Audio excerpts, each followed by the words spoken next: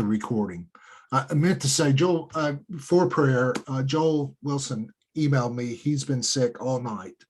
And if we will just hold him in our prayers, just for his sake. So, and then I'll make sure he has a copy of this and a copy of the discussion.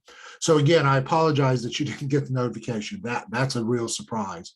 And it may be something inadvertently that I turned off. So before I blame Stephen Porter and NTS's IT, I need to go. There've been a lot of what I call dope moments this semester for me already. So I need to double check that. But rather than go and looking at your grade, or you can sneak a peek, but what I want you to think about is the first chapter was around theological reflection in Ward. So I want you to go back to your case study and really think about how you utilized theology in the case study, particularly around that bottom of the wheel, that prophetic discernment.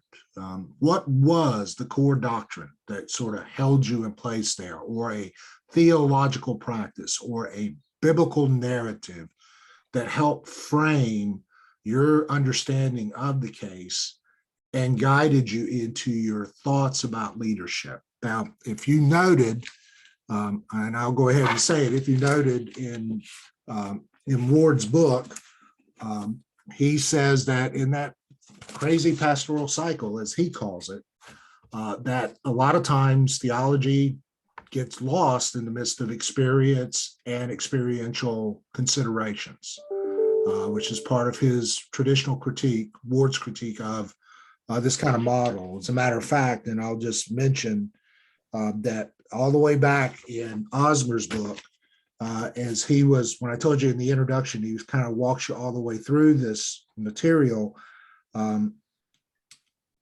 He himself argues that when he was in the middle of this context, he says, at the time of the swing set incident, I probably reflected less on the task of theology, than others. He says, my theology classes in divinity school had focused primarily on church doctrine, giving me little practice in using theology to interpret particular incidents or contexts. Looking back, I can discern a number of theological concepts I might have used to help the congregation interpret these events, but we'll offer only one here. And so then he undertakes the task of prophetic discernment himself, and that's on page 8. So yeah, theology is not easy. Let's just name it, particularly within this model. So, now that you hear this kind of conversation, if you had a chance to do a do-over, what else might you think about in engaging theologically? And why is it so difficult to get beyond the experience to engage in those theological considerations? Those are your discussion questions. That makes sense? All right, let me do this real quick. Okay. Before I send you off into groups, so let me do.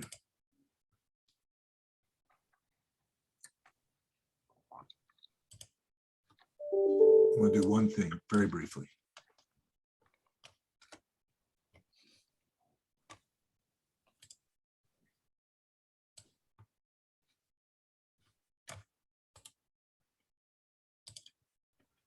I think when you go into groups, let me just double check. You can actually see you can see the chat if it's been posted prior to going into the breakout groups. Am I correct on that?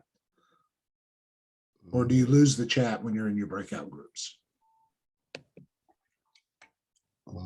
We lose it. We lose it. You do lose it? Yeah, it's just the chat that's in that current breakout room that you see. Okay. All right. Well, I will repost these as a broadcast to each of the breakout groups. So you'll have them also for reference there. Okay. All right. So let me open all the rooms. It's 9:25. We're going to take this up to about 10. I promised 2 things today. So let's go about 20 minutes in conversation because it's the bigger group, the group of 4. Well, let's go to 10 in conversation. I'll take that back, 35 minutes. Take a 10-minute break and then we'll be back in the room at 10:10. Does that make sense? And I promise we'll talk about the big papers and the book reviews and talk a little bit about guidelines for those, okay? All right. Let me open up the rooms.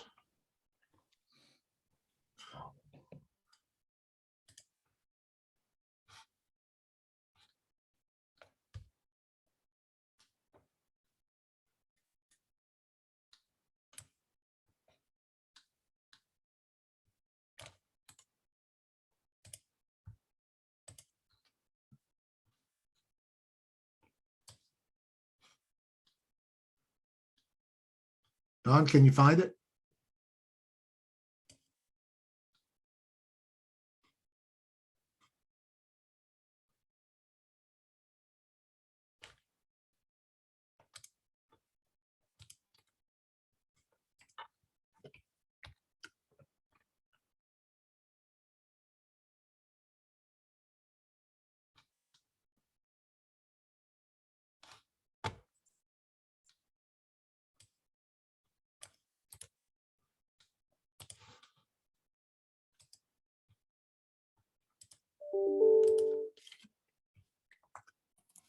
Hey, Dr. Blevins, Yeah. you inadvertently put me in where Joel Wilson's supposed to be. Oh, sorry, Joel.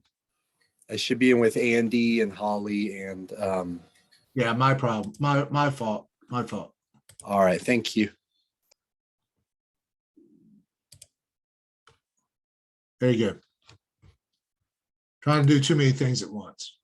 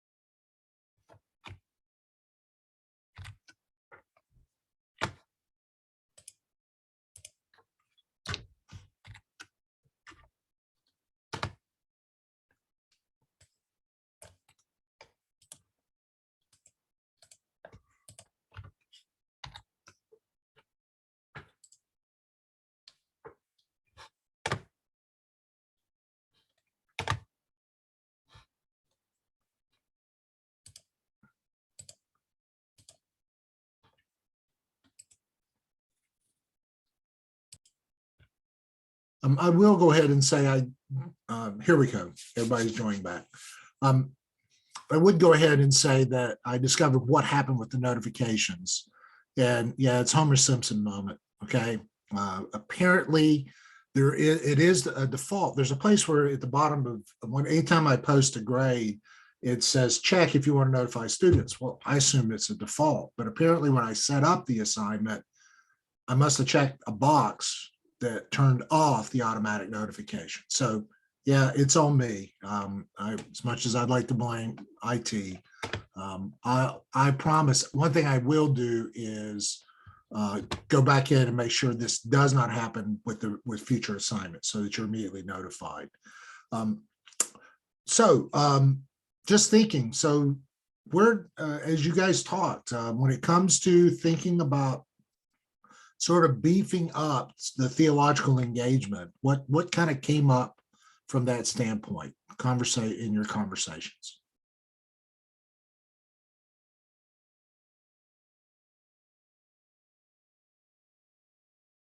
Nothing? Is this everybody kind of looking at each other? from that standpoint. Can you repeat that? I'm sorry. When it came to beefing up your sort of theological reflection in your case studies, what came up in your conversations and it's not so much a mea culpa, but just what came up as sort of general principles that you heard in the group that you think would help. Okay. Dr. Blevins, one thing we talked about was the constraint of the like the length of the paper, and kind of thinking through where to put the bulk of the words was something that some of us kind of struggled with on which piece got priority. Okay, yeah. And that probably connects to the difficulty at the bottom. I mean, why is it so hard to get to that point? And probably, I hope you hear the drumbeat from Dr. Blevins from the very beginning of the semester. Can you tell the gist? Can you tell the gist? Because part of the struggle is the richness of these cases, just in the experience of them. Trying to move to that point of, unless you're already engaging from a theological frame early, reserving enough time to really think about the theology at the bottom of the wheel or the bottom of the spiral, sometimes is you just sort of run out of time from that standpoint. Does that make sense? Other reflections? I know we talked about in Ward's book, he mentioned the four, remembering, absorbing, noticing, and what was the last one? Expressing, selecting, and editing. So we talked about where how does where it fit in terms of what we did. So for me, I know that expressing would have been, if I was to use Ward's theological reflection, I would have maybe used expressing in my case study. I hear that. And I think I want to be cautious because this does go back to last week. Those 5 movements, if you guys remember, I sort of reframed within the framework of formation and discernment. Mm-hmm. And transformation. Practice is another way of saying that. And the expression, in some ways, the expression would lead into the pastoral, the servant leadership component inside Osmer. From that standpoint, the difference is where Ward begins is in the movement of theology in and through the life of the church that then brings us to a point of discernment and then calls us into leadership, where at least in Osmer's model, you actually start with whatever the context gives you. If you remember the famous gap, what's missing in this conversation, which is not that in some ways Ward doesn't think about until later. So his approach would say the church is always, through its worship and through its teaching, providing a theological framework that then calls us to discern everyday life and then live it out from that standpoint, where Osmer kind of following, well, even what Ward's critiquing at this point, the see, judge, act framework of saying, but we don't start in worship and teaching, we start in the messiness of life. And then how do we make those judgments? And so there is I hope you hear, there is a difference in how Ward would approach things from his standpoint, and that I think within the model of Osmer's model of practical theology starts in a different place. It does start within the experience of life. It can start, maybe the closest way to say is it could start with a theological norm and then apply it. That was what Ward would argue for, but then you would be looking for problems to apply it instead of, what's the best way to say this? Instead of starting with the problem and then trying to figure out where the theological source speaks into it. Does Ward create a wheel like Osmos? Not quite, and that's not quite. It can't, and I'll get to that. when Ward started, this is why I mentioned last week, though I hope you hear, if this is just clarity starting the curve, welcome to dealing with a lot of concepts and ideas. But this is why Ward wanted to pick a fight about applied theology. So Ward would be inclined to say, this is what Christian hospitality looks like. Now, where do you need to apply that in your church? As opposed to going, wait a minute, this just happened. This came up short. I'll pick on Holly for just a second. We had a group of people show up at the church and nobody received them. And then going, why? And what does God have to say about it is a different way of thinking about a model of practical theology that begins in the midst of the flow of everyday life, but then you have to do the theology regardless before you move to that leadership stance and that leadership practice. Does that make sense? Dawn? Is it?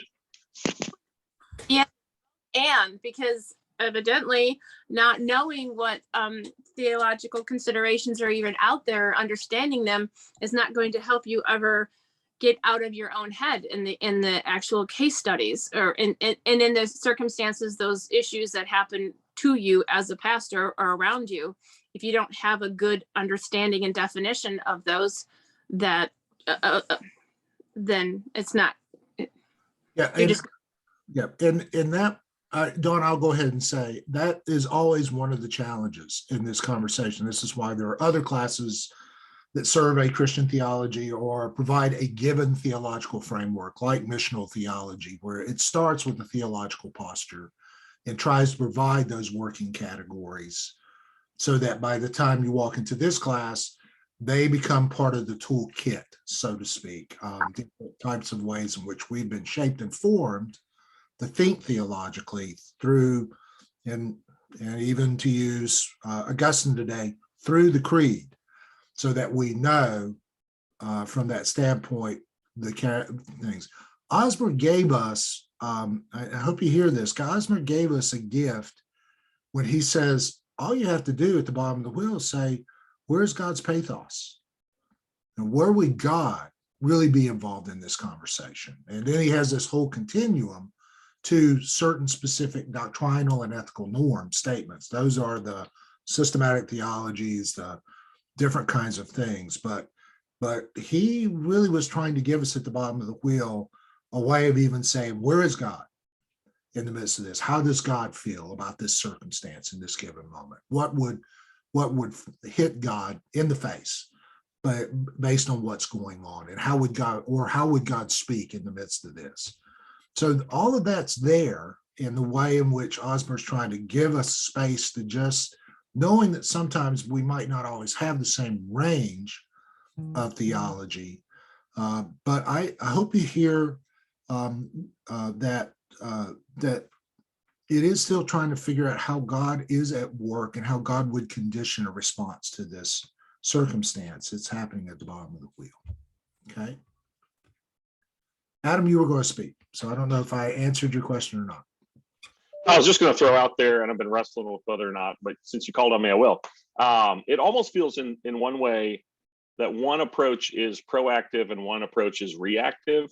I think that's probably way too simplistic, but it almost feels like Ward wants to, ahead of a gap, ahead of a situation arising, here's how we need to apply theology to everyday situations in life. And it almost feels like Osmer's is more like, hey, here's a chaotic situation that just happened. This swing set, right? Like how do we then respond? How do we react to that as opposed to a more proactive response? And again, I think that's too simplistic, but is there something there with one's responding and one's like kind of trying to shape us ahead of time? Yeah, I would say one's more responsive instead of reactive. I mean, though let's just name it. When it's happening to us, it's, and it's in our face, it's going to be a reaction. I mean, we all buy that space and time. And I hope you hear, that's why I have a deep theology of grace, because if you've ever seen me in one of those moments, I don't always handle those well. So I hope you hear buying the space for that reflection is almost in a way a kind of defense from having something that hits us that at times really is deeply affecting who we are at the core of what's happening before we can move to that ability for theology. Ward's ability to say you ought to start with a doctrine it can be a little bit problematic because those of you who know this old sort of proverbial statement, if all you have is a hammer, everything looks like a nail.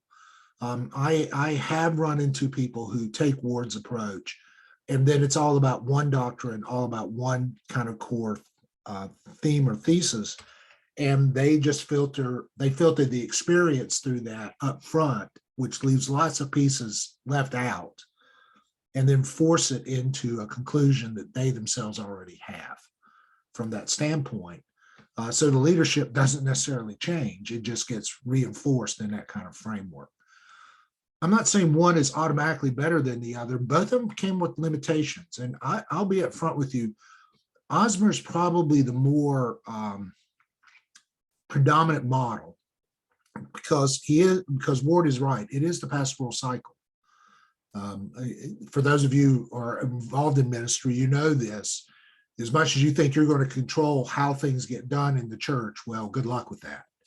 Often it's when we're surprised, again, those gaps is where we realize things aren't quite working out as the way we've told people they ought to do. And therefore, we have to be responsive in the midst of those moments. I hope that makes sense because life's messy. And that's not just in pastoral ministry, that's just in everyday life. Life is just messy from that standpoint. And any leader should be there. I will go ahead and I'm going to switch slides for a minute, but any other observations out of the groups before I do? Or concerns? No? Okay. A couple of overviews of the reading and connection. And let me go ahead and say this. And I want to be cautious how I say it because there were some really, actually all the reports were fine. They were really good. Some a little more better organized than others. I think that just happens. Sometimes it's because of the press of life. And so I hope you hear grades are not a judgment of people's character. That is the terriblest piece of higher education, including graduate education, is somewhere we get to think that because I received this grade, I'm a good or a less than good person. Welcome to performance in the United States, right? And I just need to say it, we all have to make a life. And in the busyness of our lives and everything we're trying to do in the midst of those kinds of moments, how we work the wheel is sometimes it's going to look better and sometimes it's not. As a matter of fact, whatever next circumstance comes, you would go, I'm not sure. I hope you hear, you might go, well, let's just say it this way. There are moments that I would have been lucky to get a C in the midst of my own sort of theological reflection because of the busyness of what was happening and the fullness of what life has to offer in those moments. Does that make sense to everybody? But I want to be careful how I say this, if you want to, knowing that we have other assignments, if you want to try to rework the case study and improve upon it, I will give it a second read. Now I want you to hear this language, and then I average the two grades. So it's not that I give you a new grade based on a second read, but I then average the two. And in light of all the other things coming up, that gives you at least a chance to sort of weigh whether you want to do that or not. Does that make sense? And if you do, you need to let me know by the end of this week. So do an energy audit on your side to see whether you really need that to happen or not. And the grades really were fine from that standpoint, from a graduate standpoint. So there were no substandard works from that point of view. So I just wanted you to know that. But I also know different people are driven by different markers in their lives. So I wanted to give you that space. The other thing you'll find when you go to the rubric is the very first thing that's said in the presentation is not your gist, it's my gist. So the first couple sentences was usually about, I'd say within 5 minutes into your presentation, and somebody were to walk into the room and say, what's going on? Then that would have been the gist that I would have given them in light of where you were in your presentation. And usually I tried to write the gist about then, and then start tracking the written version alongside the oral version, kind of keeping those in tandem from that standpoint. Okay. And that may or may not help you, but that's just kind of how I was trying to work to keep my thinking of how GIST work from that standpoint. And frankly, with some, I think all of you knew this. So for some of you, it was surprising how new issues sort of popped up by the time you finished presenting the case study. And one, I think that kind of became kind of common across 3 or 4 was actually the quality of pastoral oversight and leadership and the conundrum of that. And not your leadership, but usually another leader in the group, and or lack thereof, and how that influences things. That shouldn't surprise you if that came up, because Osmer himself says that this model has leadership in mind. I mean, he made that point very early in his book. And for those of you who are part of the Masters in Transformational Leadership, that's why this class and this model is sort of important to me, because it does often end up being a conversation around leadership. I mean, there would be other ways to do theological reflection upon the life of the church or upon social movements, things that will come up maybe in your next research paper. But this kind of model of practical theology, that both if you find yourself questioning where were the leaders involved in this case study, and then questioning how might leadership change at the end of this case study, that's why I like this model, because it often includes, it doesn't blame leaders all the time, but it's pretty hard to get away from. So who's in charge in this conversation? Does that make sense to everyone? Okay. Some presentation pieces. Just so you know, just some comments from me about Ward, particularly when he takes on the pastoral cycle, starting with the kind of Dewey, the see, judge, and act kind of mindset. Frankly, I think he overstates his case, that the cycle does reflect, this fact that it just reflects a model, one method that is not all that theological and perhaps at times more Marxist. I think that's an overstatement. I think Ward's trying to pick a fight. That's the fight he started at the very beginning of the book, and he's not getting away from it. But though I do think one way to kind of see what Ward would want to have happen is perhaps instead of 4 discrete movements, you have a much closer vision of a kind of overlapping spheres that might mutually inform each other a little bit more. And it might be that the sweet spot is how the priestly, the sagely, the prophetic, and the servant find a point of correspondence across them instead of just discretely moving around. Does that make sense to everybody?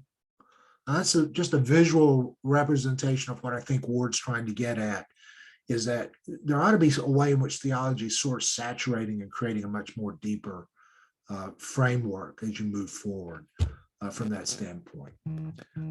You've already read. I am curious what you thought about his discussion of culture, particularly the fact in which he talks about culture being either more local than a kind of uniform understanding of culture, that there's more of an emphasis on contextualizing theology or these broader cultural frames, sort of studying cultures. I think he used Gen X as his example, which already dates him, right? Some of you are going, that is so old school. Remember, he started with God at the Mall, talking about goths. So I still think Ward in his heart might still want to be a goth at some point in his own life. So I'll just name it that way.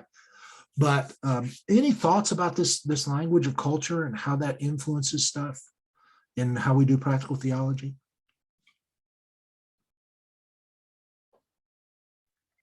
There seemed to be some tension between which came first, which comes first, which is it actually, are people actually formed, or I think the phrase was conformed. So are the people affecting the culture, or is the culture affecting the people? And then when you add the church in there, and we've had this, more recently in the West, where that divide is not, it's not so obvious, that line is not so obvious. Maybe it never was, but people are still, and they're not seeing how it's becoming one. So I'm not sure, chicken or the egg. Yeah. You're right, and I think that I mean I do think Ward's willing, as much as he's big on theology, he does understand. This is one of those times where, at one moment it's all about theology, but then Ward backs up, and I do think this has got a lot to do with his own ecclesiology and ethnography side. But that theology always occurs within contextual considerations, cultural considerations, and is the tail wagging the dog or the dog wagging the tail? I think is a continual conundrum. Those of you, and I'm going to sound like I'm an old man for a minute, but those of you who know the work of Stanley Hauerwas and Will Willimon, there was a movement over and against what they saw as a complete liberal sellout of the progressive side of the church, let's say it that way, to the dominant culture. And they wanted to argue the church has its own particular culture. And so they were arguing back that the church needs to be the church in the midst of sort of leaning into what the dominant culture had to offer. For them, their critique was actually progressive churches that were leading into what we might call liberal or democratic forms of government and leading into those. And they were saying we're getting too overcome. Well, with humor, they're saying their arguments probably would now speak to many conservative churches who've leaned into the same perspective. They just trust a different version of government to do the work that they want to have done. Does that make sense? And Willimon, I mean, Hauerwas in particular, though he is a Texan who cusses a lot. So I want to name that in case you go Google him and then you get mad at me. He does have a sort of a finger on the pulse of the North American church's tendency to sell out to one of two dominant visions, rather than trying to say, what does it take to be the church in the midst of that? So it's whether it's rank liberalism, aka democratic vision, or rank conservatism, aka Trumpian conservatism, just to name that language for a moment. He sees both of those as equally problematic. And I think there is something in what Ward's trying to say to us, though, is, but even if you say, can we go back to being the church, we still wrestle with its contextuality. Which church? White church? European church? Or even which European church? British, as opposed to other parts of the church? Which church, even in early church, from that standpoint? And part of the reason I do like Augustine is he's African. He's from Hippo Regius. He's a Berber, and he brings a different kind of perspective. But he himself wrestled with being both Roman and African as a Christian bishop. And it shows in some of the writings that he does. So the church always finds itself, this is that missional theology conversation, for those of you who had that conversation previously, the church always incarnates itself in a given place. It's then, how does it wrestle with its own faithfulness in light of a bigger or dominant culture? Does that make sense? And yeah, Paula? I don't want to interrupt you if you still have something else, so go ahead. No, go ahead.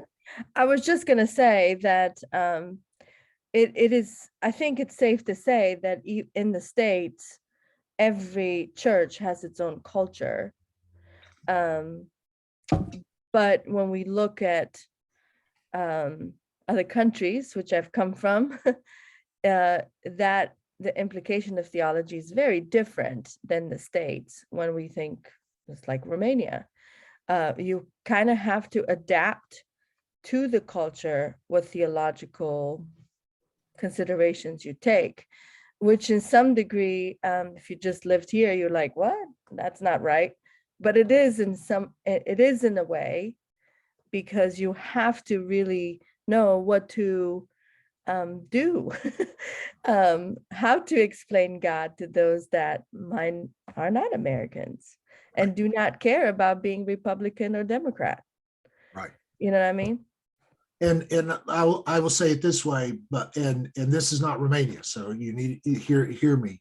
But even the conversation about being Christian in the midst of the former Yugoslavia and what it means to be Bosnian, and with the controversies around Bosnia and Herzegovina, for instance, those are still challenges. So what does it mean to be Christian in the midst of Serbian Christians, in the way in which those struggles?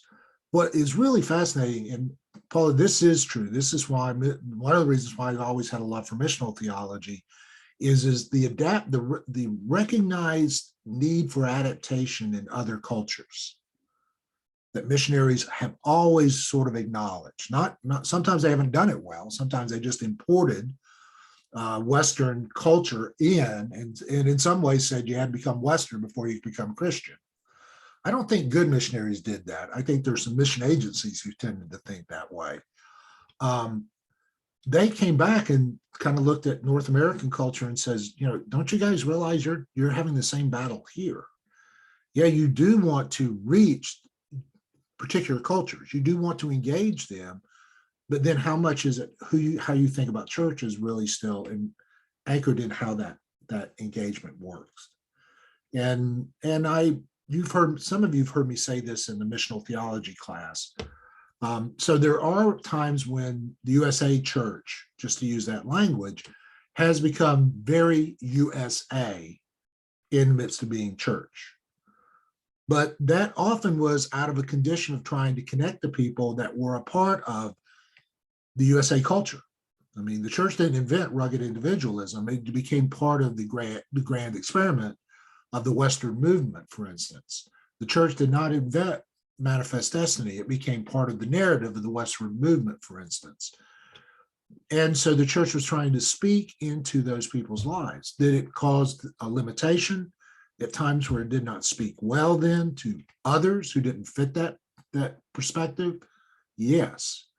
But it was a move, it was a cause for engagement in its day that was really probably more time limited, and we just didn't recognize that. We reified it and said, now that is truly what church is all about. Does that make sense? Rather than saying, that was for an era, and maybe now we need to think about what faithfulness looks like in this era and how the church needs to adapt and respond in the midst of that. There's a famous comment, and I'll close with this one because I am rambling. I'm looking at the clock. The church always wrestles with what one of my former professors talked about, the call for continuity and the call for change. And when does the church need to stress continuity all the way back to its core convictions, all the way back to the early church, even when it does that, even to the New Testament church? I just finished a study of the book of Acts, recognizing that was as much a cultural battle as it was about the gospel in and of itself. But the gospel ends in very specific cultures in that time, and how we stress that continuity over time versus its adaptiveness in the face of change. And how do we deal with not knowing there's a neat formula to that, but we always have to work with that as a part of what we do. Does that make sense? I will note that ethnography, he talks about that as a form of practical theology, is very reflective of Ward's own interest in ecclesiology and ethnography. And I think I showed you that website earlier. He does a lot of work looking at churches and local communities and local practice. And it's very similar. Those of you who've had Dr. Wesley's work at NTS, if you've not had a class with him yet, I would encourage you to think about it. And mainly if you've been in either program nowadays, you're required to do at least one with him because of his own sort of interest. It's not the only way to think, though, about contextuality. At least in two classes I've taught in the past. One was Family Spiritual Journeys, where we looked at the lives of families in their own context, and how families, as they live together, provide its own sort of form of spirituality, or what is called a family crucible of faith. That would be a different approach. And even those of you who are in leadership, innovation, design, all of this wrestling with how to connect to markets or think about launching a venture in a place, all that kind of language is also trying to think about how you move into a given community, albeit through a different set of languages and lenses. Does that make sense? So there are other ways to think about this engagement that are not just sort of the ethnographic approach alone. Okay. All right, a couple more slides. I'm trying to get through these pretty quick. Here's one that may be important. I'm just going to brief time out before we get to the second half of Ward's readings. I want to talk about your readings for next week. You have a book report due at the end of next week, right?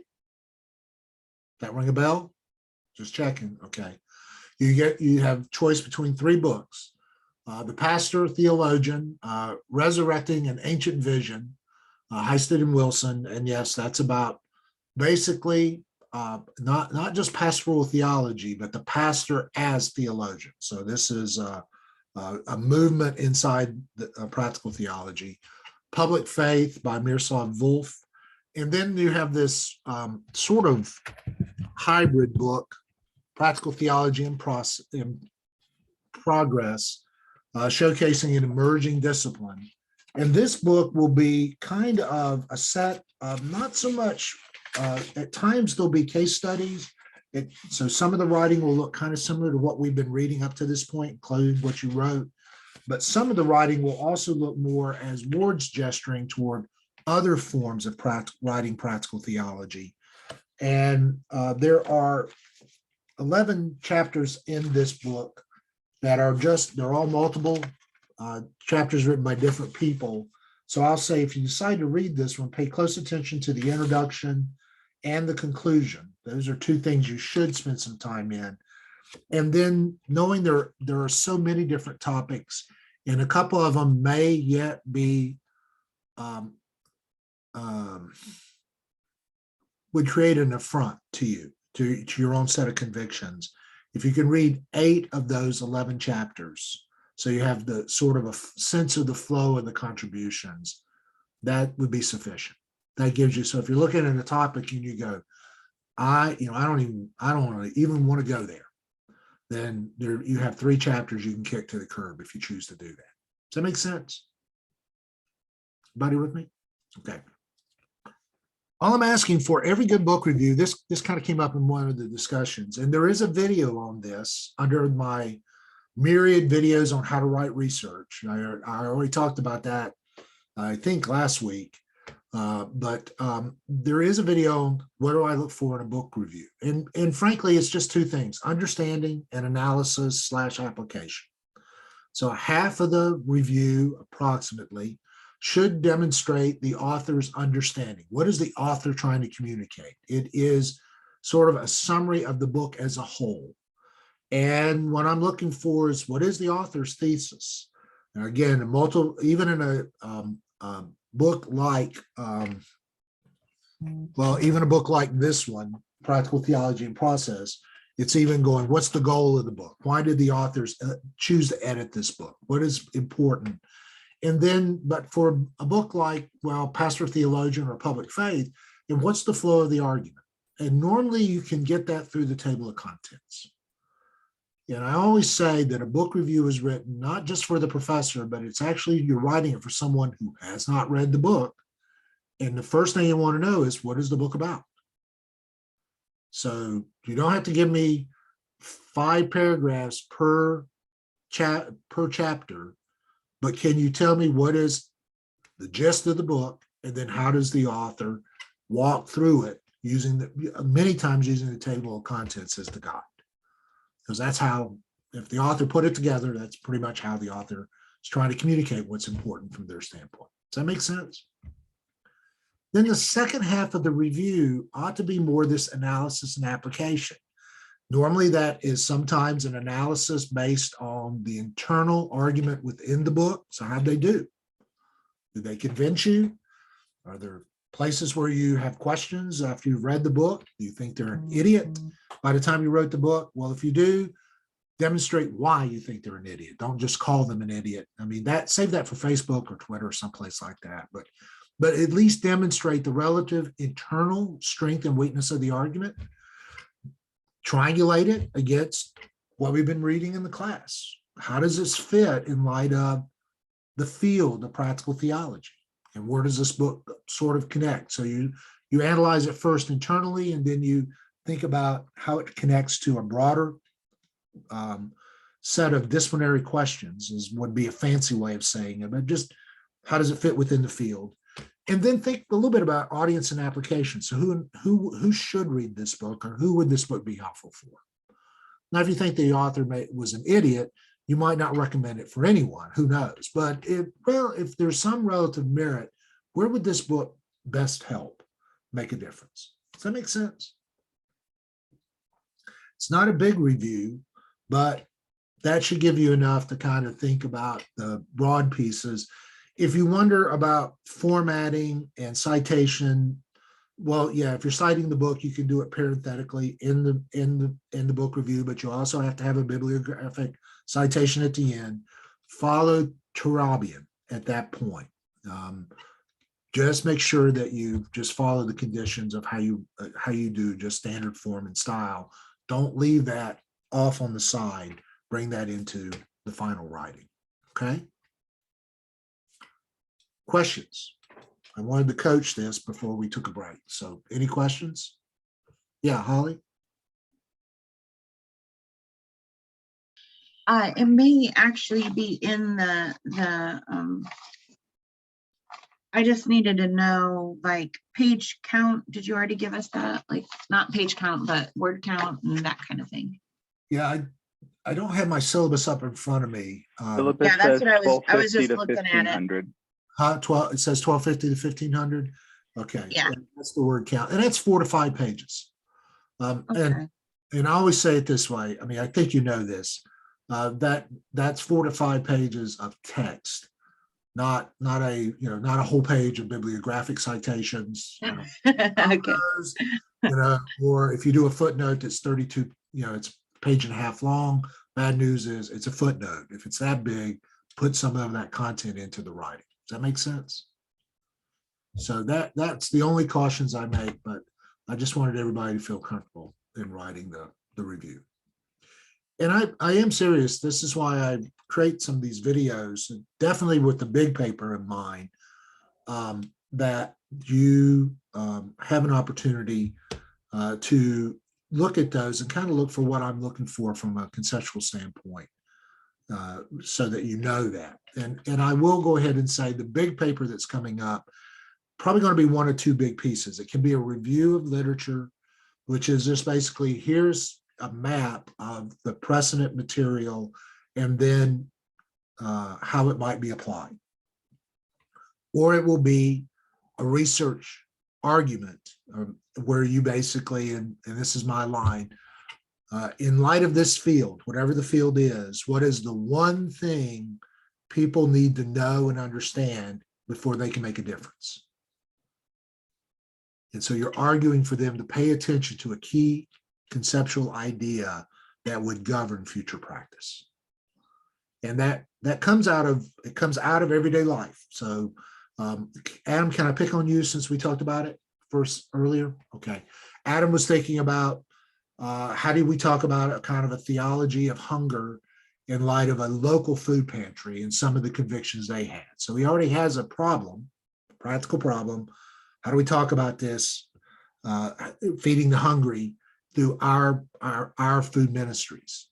So the research question is, so what is the one thing that your congregates need to know and understand from basically a research, theological perspective that will really help govern then how they go on in their continued work in ministering to those who need help with food and hunger? Does that make sense? And the thesis is that one thing, and the rest of the paper argues why that one thing should be paid attention to. So it's like a really bad expository sermon from that standpoint, where I'm going to tell you this is important. That's the thesis statement. I'm going to outline why it's important, A, B, and C, and then I'm going to walk you through those so that at the end of the paper, you know, by reviewing all these, this is the implications, applications of how we're going to do stuff. And come to the altar and we're going to get it solved right now. Does that make sense?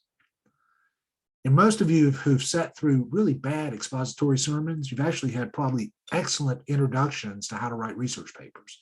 You just didn't know it at the time, and they didn't have footnotes, which is probably one reason why they were really bad expository sermons to begin with. But that's what I'm looking for in that kind of writing. Either a kind of a review, a map of the literature and why that map is important, or drive right down the center, find one big idea that you want to really pound home that you think is really crucial. Those are how those two, that's the two options for those papers. Okay. And you get more in the videos if you take time to look at them. That's one reason why I created them. There's probably too much around research writing, but then, like I said, it's as good as melatonin. So just watch it at night, right before bedtime, and you'll be in good shape. Okay. All right. 10:58. I want to give you guys some time to talk about your topics. I did want to. I want to take a little more time just to kind of round out what Ward is saying, because I think it'll be helpful from that standpoint. Just a reminder, and this was all the way back to last week. I know that may feel like 3 years ago at this point, where he talks about the history of practical theology and sort of this three-way dynamic that we've mentioned several times of the critical correlational approach, the one that Ward in some ways doesn't find himself as happy with, but then more about this retrieving of theology and tradition and this idea of retraditioning and bringing the classic tradition back into conversation with contemporary practice. And then this third piece, which is really more interpreting action and providing sort of a theological understanding of what that action is about through the language, particularly of practice, or for him, not living religion, but living theology. Those are still the three approaches that really do sort of govern practical theology these days. There are other ways of doing it, but those three really do sort of define how most people begin and end. So whether it's Gene Stevenson Mosner or Ward not Osmer, well, even Osmer, from that standpoint, all of these tend to live within one of these three camps, if you will, primarily as they go forward, but they can talk to each other. I think I got to slide out of sync, so bear with me for a moment. For instance, and I'm just kind of thinking about, so I did get myself out of sync here for a second. If you go to the end of the reading that you did, where he provides his guidelines on page 174, 175, and forward on writing an academic paper in practical theology. One of the reasons why I included this book is for these. So you're going, so what do you want in the paper? Well, at least Ward gives you his ideas from that standpoint, where he gives you, determine what kind of writing is expected, make a plan, locate your argument, clarify what kind of theology is shaping the project, determining where to situate the theological material, draw on other academic disciplines, don't allow practical considerations to outweigh technical material, aim for balance, be clear about your chosen method, and reflect prayerfully on the deeper purpose of the project, which you might want to start with 10 instead of waiting till the end to do that. In some ways, these still fit within the cycle that Osmer has provided for us. So for instance, in a way, determining clarity and defining the context, even though he has that as the third step, that really is still priestly listening. How do you get inside this context? And when you engage with other disciplines and dialogue with excuse me, and that is also part of sagely wisdom. And then when you, let me back up again. So define the context is priestly listening. When you're engaging other disciplines in dialogue, that's those assumptions, that triangulation of assumptions underneath, and that is part of sagely wisdom. When you are thinking about theological content and its location, that is prophetic discernment in many ways. When you have a balanced dialogue between practice and theory for informed leadership, those are 7 and 8. So even though he broke them out in the way he did it,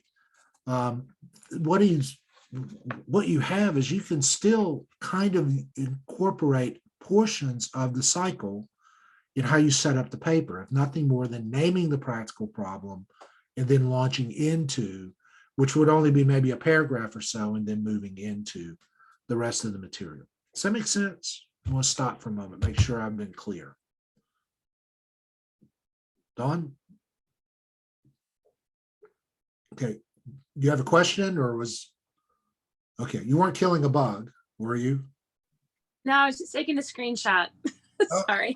Okay, that's all right. I understand that that he does have a lot of here that really is important around its organization, the type of writing, attended questions, or the thesis that you want to make, specific insight on how the paper will unfold. And all of that is, there are just some helpful guidelines on the back end of this work. Okay. Right. Well, I did want to turn it over to you for a small group discussion, and I'm going to give you some time and then we'll come back. I did want to say that one thing that in this study of culture and context, practical theology is changing, and Ward sort of alludes to this. This is that question of where is context and how does that shape our theology? Frankly, historically, when it was built on a sort of an Enlightenment notion, a foundational philosophy, everybody knew what practical theology was. It was the practices, arts and practices of ministry. And you'll find that language in a lot of books. I would say definitely pre the 21st century, but even sometimes even till today. And they'll talk about the arts and practices of ministry. And that would be preaching, liturgics, church administration, pastoral care, evangelism, Christian education, which was the field I came in and through, and still probably best known for in my own work around the United States. In some places I still do that work heavily, as well as spiritual formation. And usually this is kind of using Schleiermacher as a framework where that was sort of the queen of the sciences, the pillar, if you will. That always rested upon a very grounded notion of the Bible, a deep appreciation for church history, a command of church dogmatics, which is a formative way of thinking about theology, or systematics, which is very similar in how they're understood. It's just their purpose shapes a little bit different, but that we have a very coherent theological work that's being offered to us, and often in conversation with religious studies or apologetics. And so that would be sort of the philosophical theology piece. But it really was all like we thought we knew exactly what all these things were. So if you had a good command of scripture, you knew your church history, you had you could take the Apostles' Creed and you could end up looking like Aquinas' Summa Theologia, and you really knew all the ins and outs and the intricacies of that kind of work. Or you were an expert in sort of interreligious conversations, or better yet, apologetics, showing the ascendancy of the Christian faith over and against any other kind of intellectual or cultured movement. Then you were ready for this theological engagement that we started with. I mean, you had, Don, go back to that question, you had all that stuff in your toolkit. You knew your Bible passages, you knew your church history, you could just sort of pull out things you needed to know. I have to be honest, it's not that easy anymore, partially because one way to think about it is that we now live in what's called a post-foundational context. And what I mean by that is there are still foundations, but they are not abstract, invariant, and true in such a way that we don't recognize that, if nothing else, context do influence the way we think about this work. And since I mentioned Andy Root a couple of weeks ago, but with a critical realist understanding that there's something really true that God is trying to communicate through those foundations.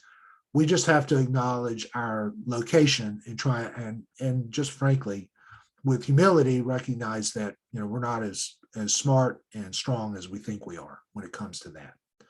And so what we're beginning to see is that the same way that Bible, if you were to take Bible, say 20 years ago at one of our schools, would have been a mastery of the canon, we're now starting to think about, well, how did Scripture work within its context?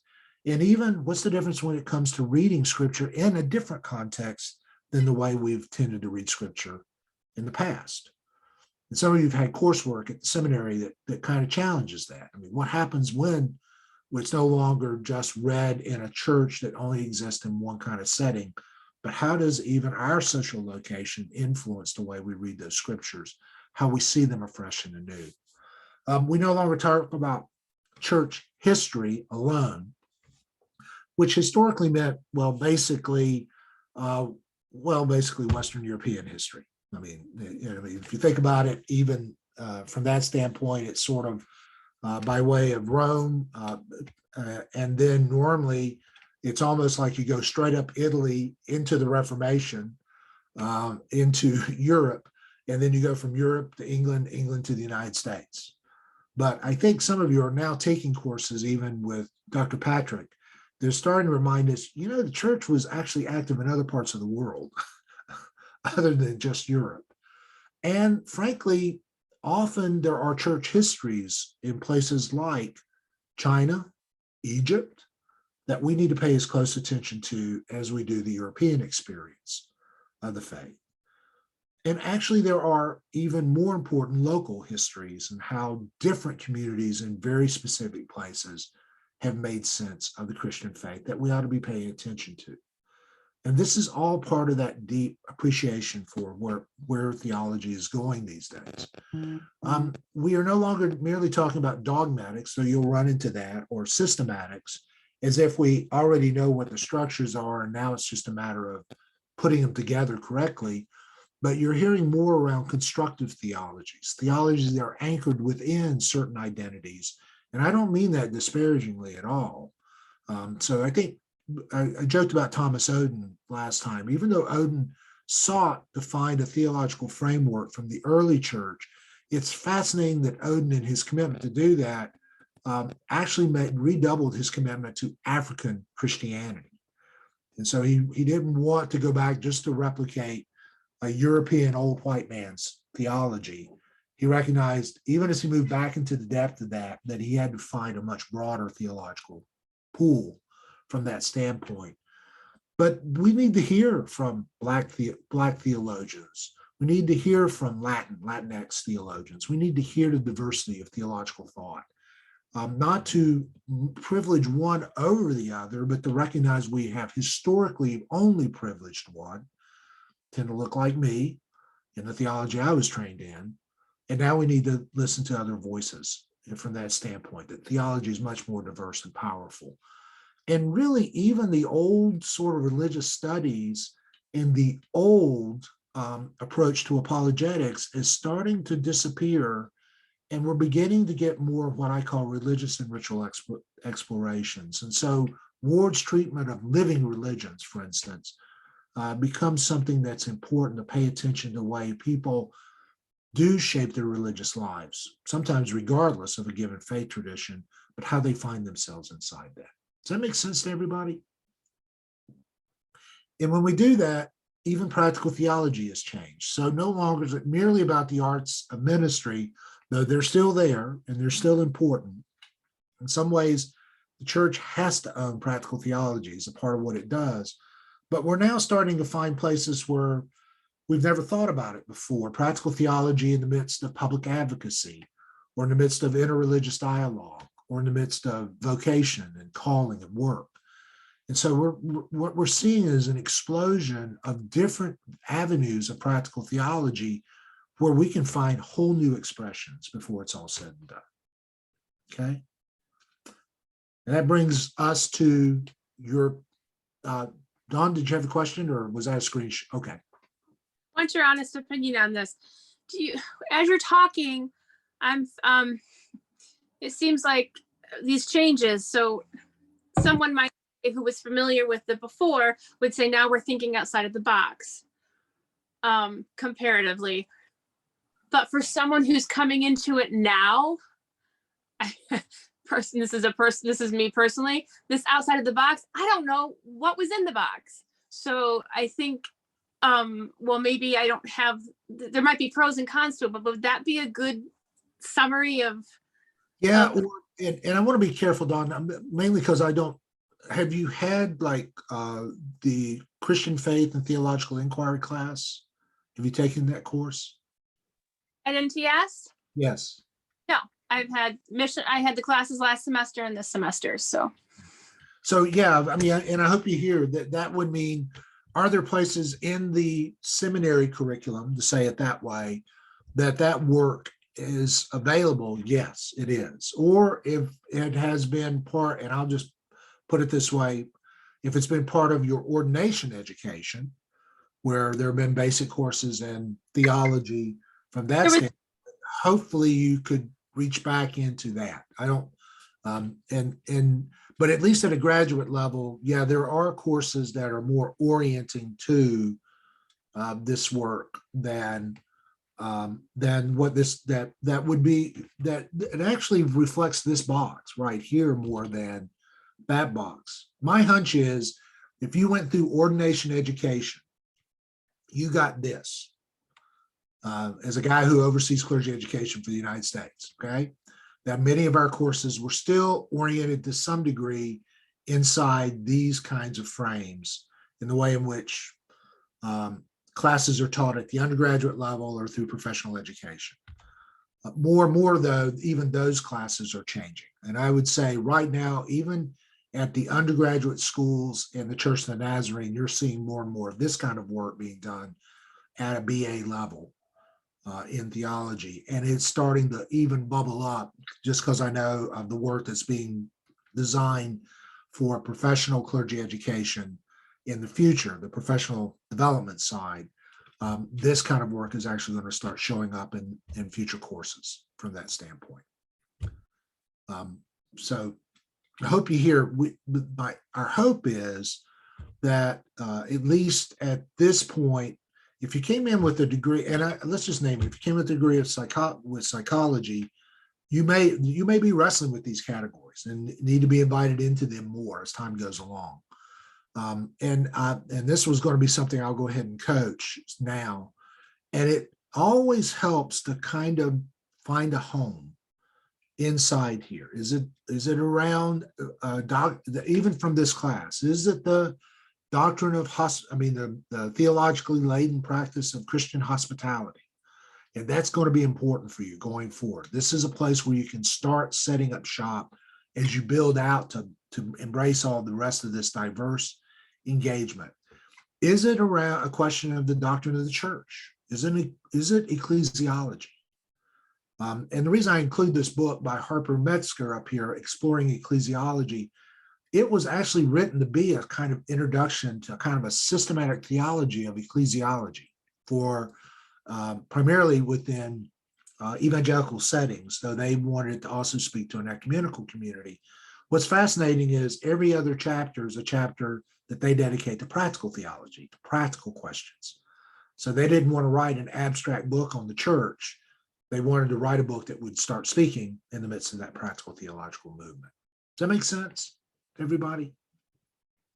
So, Don, to your comment, it may be that you haven't had this range from that standpoint, which is one reason why I think the MATL requires, and memory serves me, the Christian Faith Apostles' Creed is the old title, but Christian Faith and Theological Inquiry is the new title, as a part to kind of provide that survey and summary of the work, and is to say that that material comes into this conversation.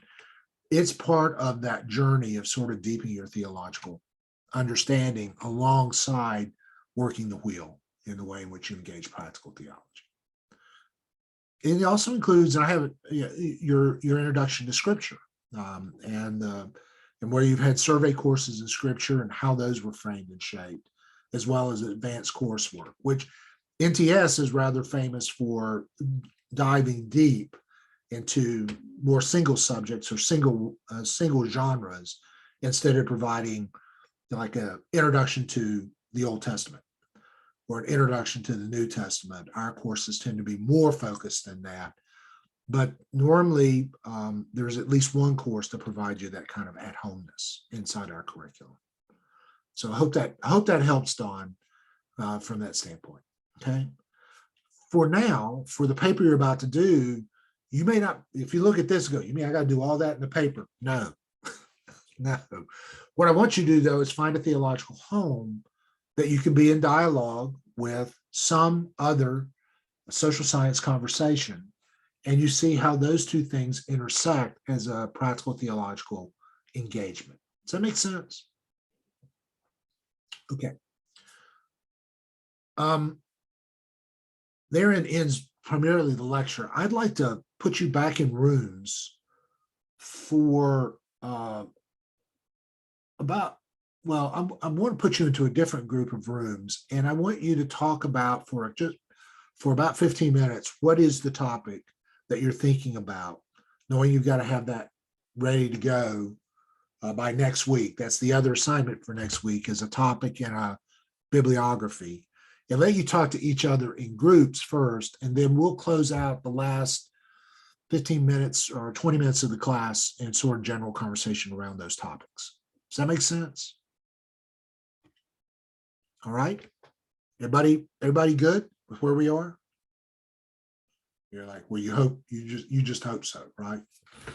Well, the groups are going to be different. So I'm going to recreate these groups again. And this time I'm going to assign you with people that you probably haven't spent time with, so that we can kind of sojourn together with at least a new cadre to the end of the semester. At least now you have new people to talk about me and complain about me, rather than just the regular crowd that you've already done that with up until this point. Does that make sense? No, I'm just joking.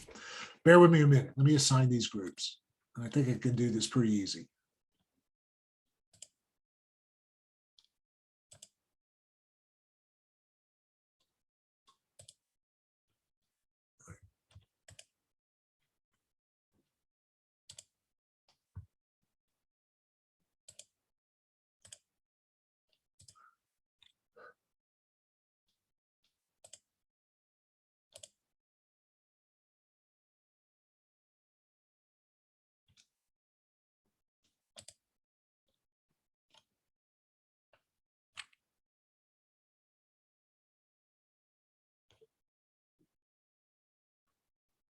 And it looks like there'll be one overlap each time. So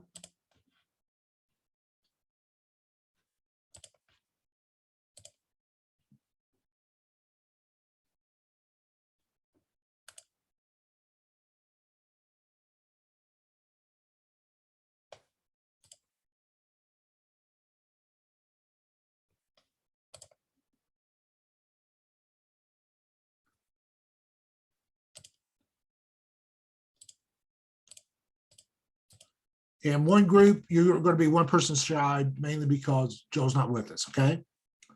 So I'm opening the rooms, and you'll see some new friends in the room, as well as at least one familiar face.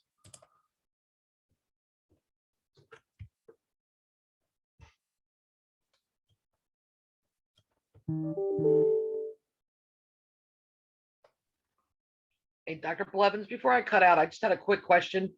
I'm looking at doing my paper on what the Eucharist has to say about practical theology, or what it could teach us about that doesn't sound like the same thing as what you want. Well, Do I talk still with, have to play with it some more? Or?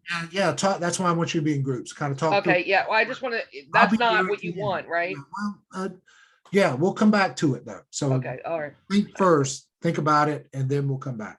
So, okay. so it'd be kind of Eucharist versus what's social science or multidisciplinary engagement. And think about that.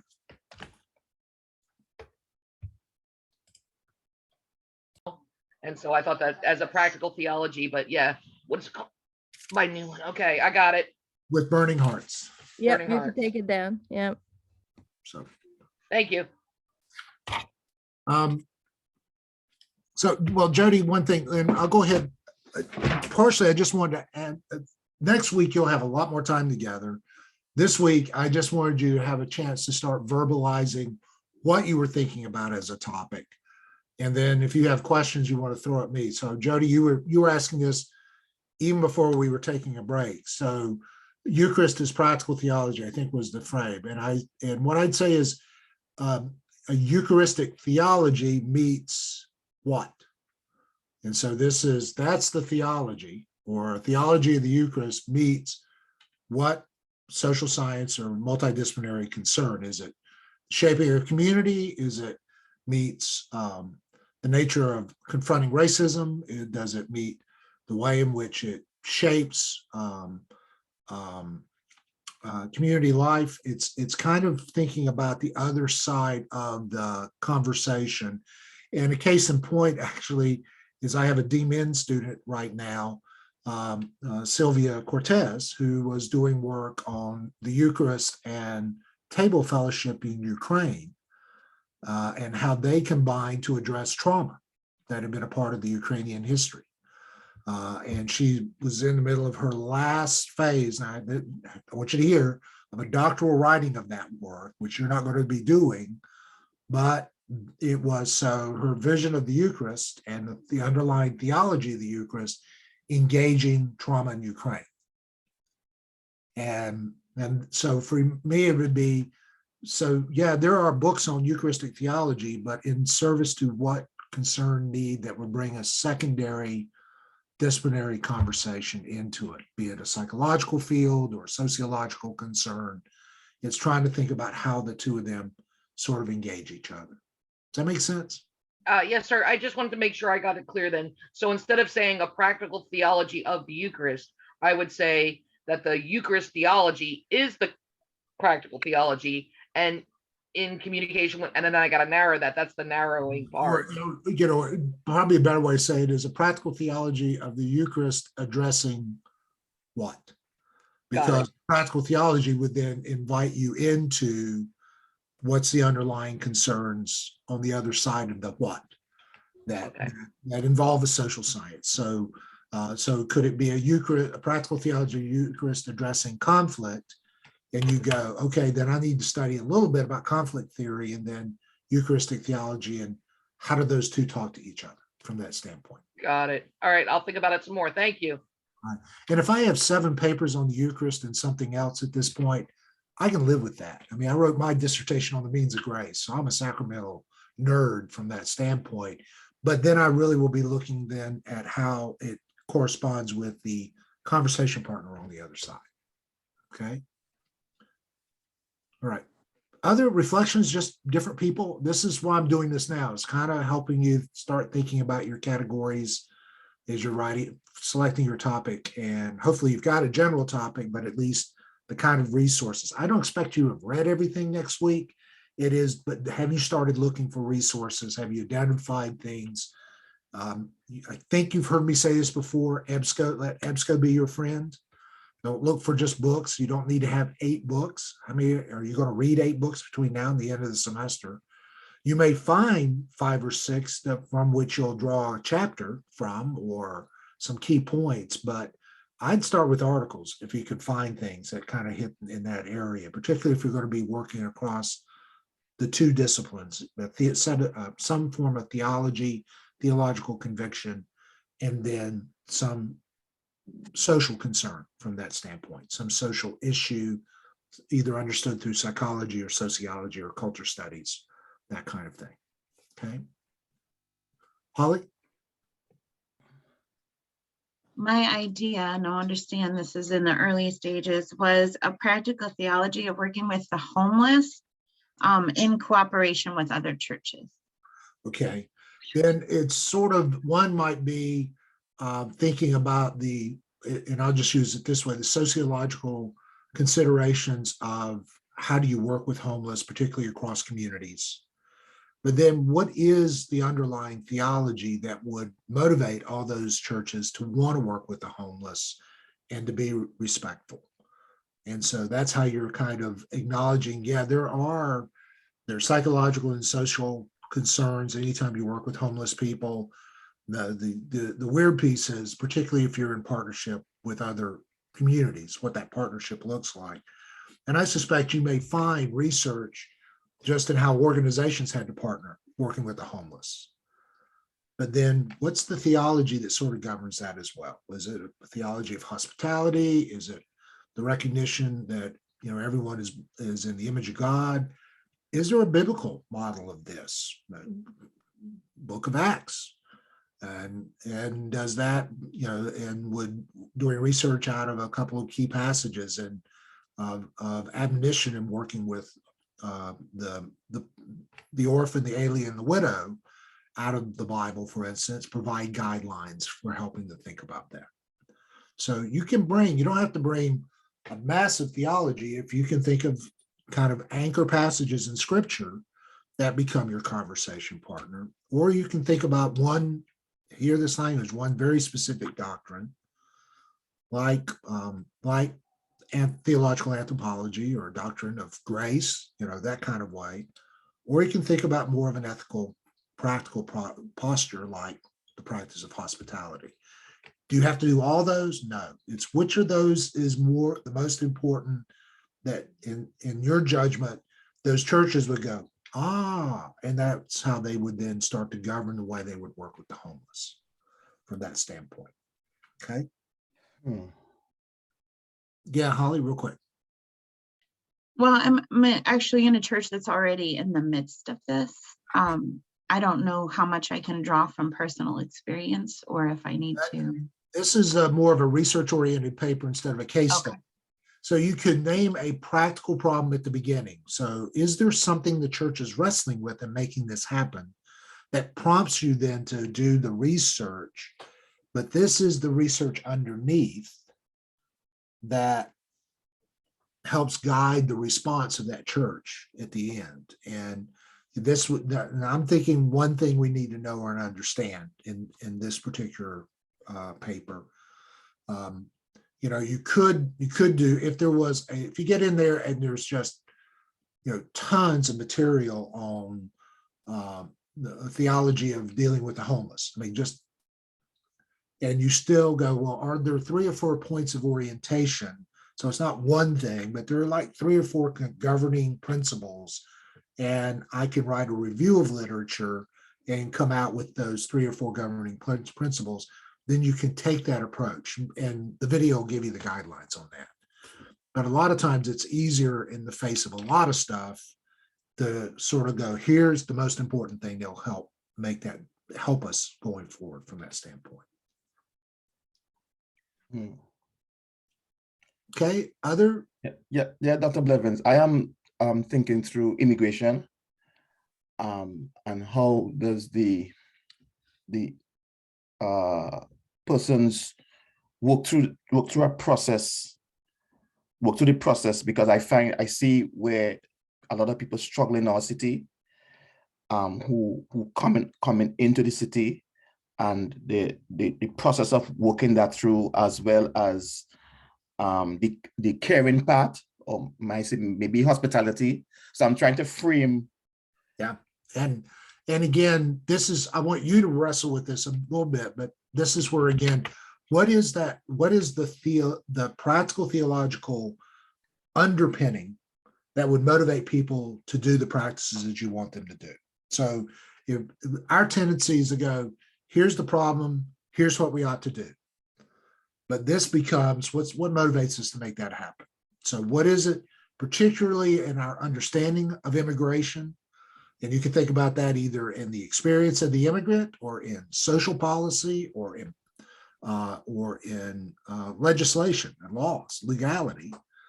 So you can pick one, you don't have to do all of those, that you think is one of the real issues. And then what's an appropriate theological orientation to respond to that out of, practice of hospitality, or again, even the doctrine of what it means to be the church. So it doesn't have to be both of those, just thinking about a place where you could then start looking for that kind of a clue.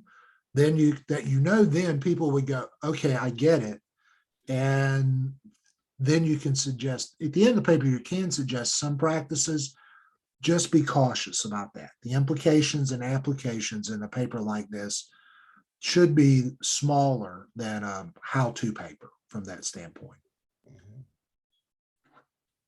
Okay. Okay, anybody else? Paula?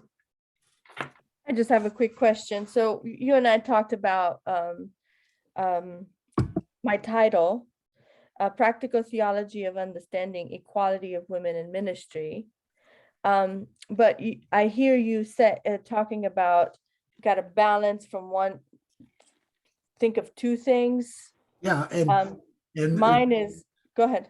well, and I would go ahead and say, so what is it that prevents that equality naturally? And that might be more of a social science kind of question. Is it more scriptural though? Well, And then cultural? I mean, so you could come in and say, you could do a paper that says scriptural warrants for women in ministry. To which, and this has been the practical theological conundrum, and we go, so how's that working for you? So everybody just automatically applies that. But this be warned, if they just have those scriptural principles, then they will apply it. Everybody will respond to that. Or is there some underlying assumptions? Let's go back to Osmer for a minute, coming out of the field of social science, coming out of a basic understanding of women and their lives and roles within U.S. society. Are there other things that are at play that you need to lift up and think about then specifically how that theology or those biblical passages address those assumptions? And that's doing the work of having the theology talk to the social science and understanding, why are there barriers? I mean, other than just differences of interpreting scripture, which has historically been the just so answer. Well, you interpret it this way and I interpret it that way. But is there more going on than that? And then how does that influence the barriers to accepting these particular interpretations of scripture? Okay. And truthfully, could that be a dissertation? Yes, you're not doing that. You're writing a research paper, but it's really trying to get at more the multidisciplinary question instead of merely reciting scriptures that seem to prove it. Why aren't people listening, even if they had those? That'd be a great way of starting thinking about the multidisciplinary question. Okay.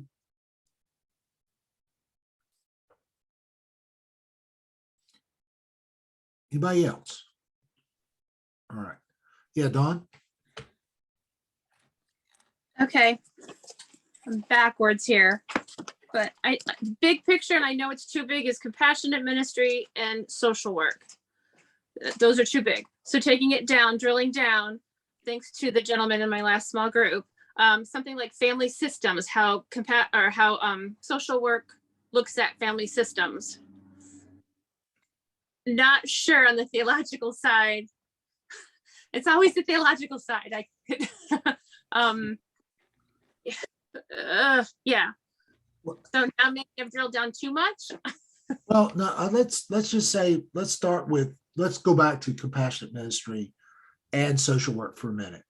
Right. So what is it that is the underlying theology that governs compassionate ministry? Is it a care for the other? Is it a inviting the stranger? Is it, thinking about, almost what you're saying is people who write in compassionate ministry, what do they lean into? Is it particular biblical passages?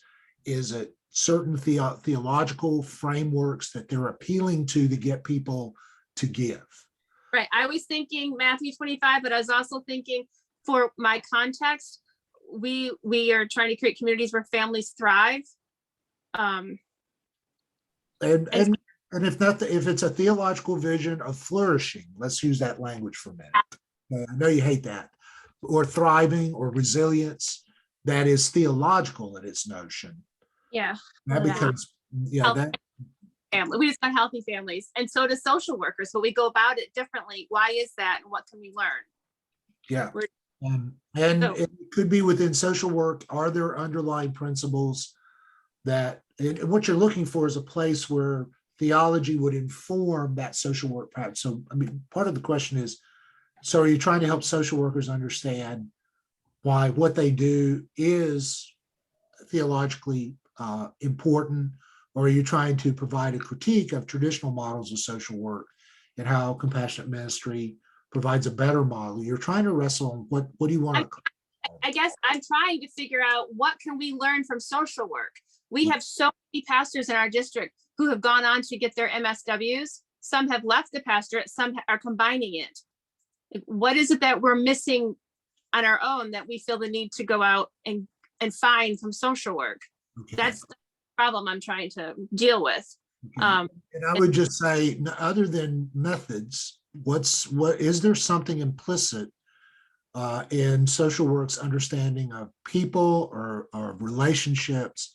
And is there a theological principle that would compel us to pay attention to that as well? Whether, Yeah. And that, I don't want to give you the answer for that. It's really kind of saying, where's the correspondence for those two from that standpoint? And, are social workers better? I mean, I keep using two or three. I've used these regularly. I hope you hear, mainly because they're in my wheelhouse. They don't have to be in yours. But one of them I'm always interested in is, the social workers, are they better at hospitality, the practice of hospitality, receiving the stranger, than churches are from that standpoint? But that may not be the right answer. There may be a better one than that one. I think there's something about what their overall goal is. Okay, then what's the difference?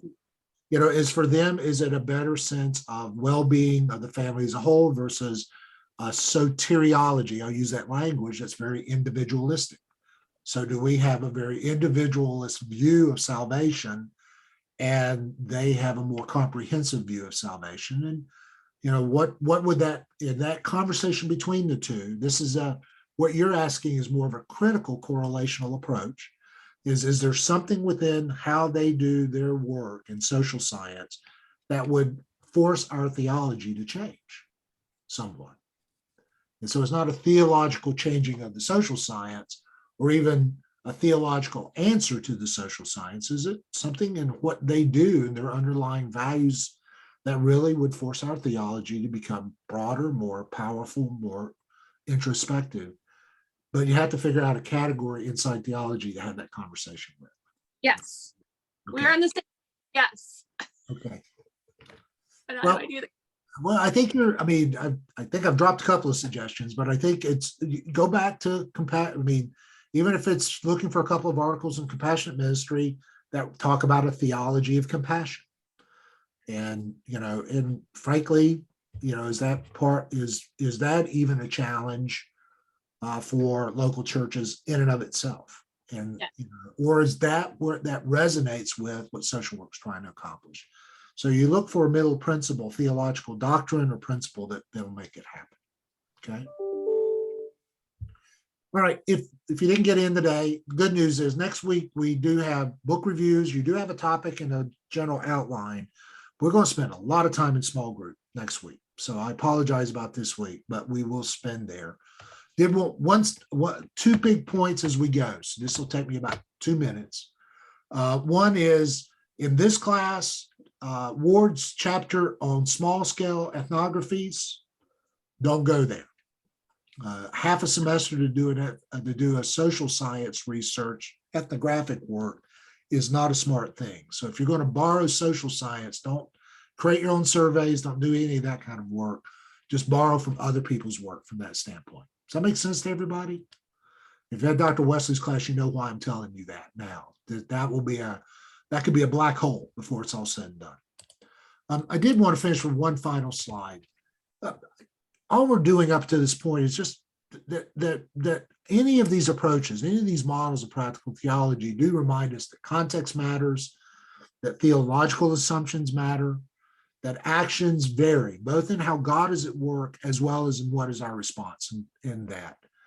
And this is important, is that expressions can vary. I'm asking you to write a research paper, but historically, practical theology doesn't just live inside the academic world. There are things like liturgy, invention, the creativity that you bring, artistry, even prayer is really important.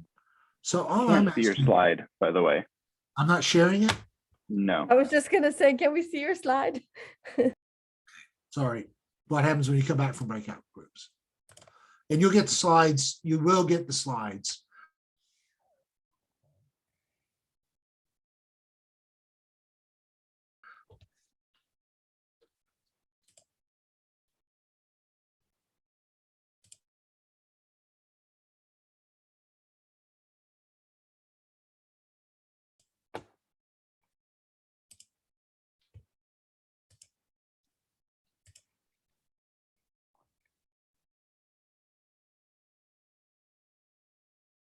You hear me?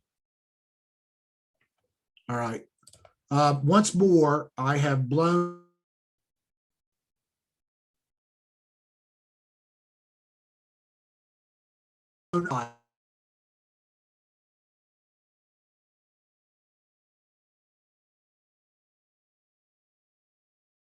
We can't hear you, sir.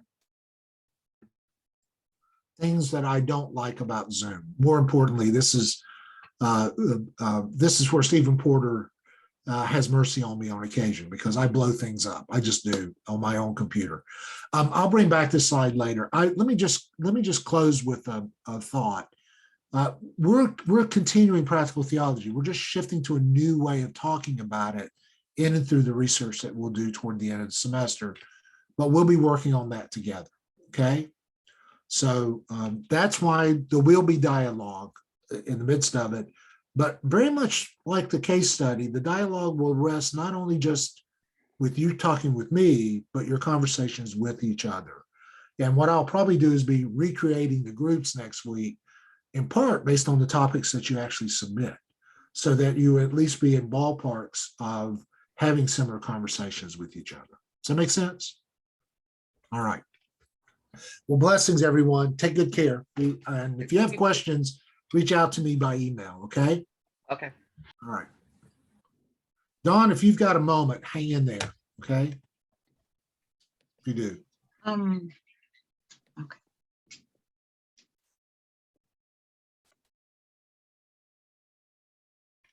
Holly, do you have a question? I actually was going to ask a question about tonight, but I'll just figure it out. Thank you. Oh, okay. Well, or send me an email. If you need to, we can talk by phone in a minute or two, okay? All Okay. right.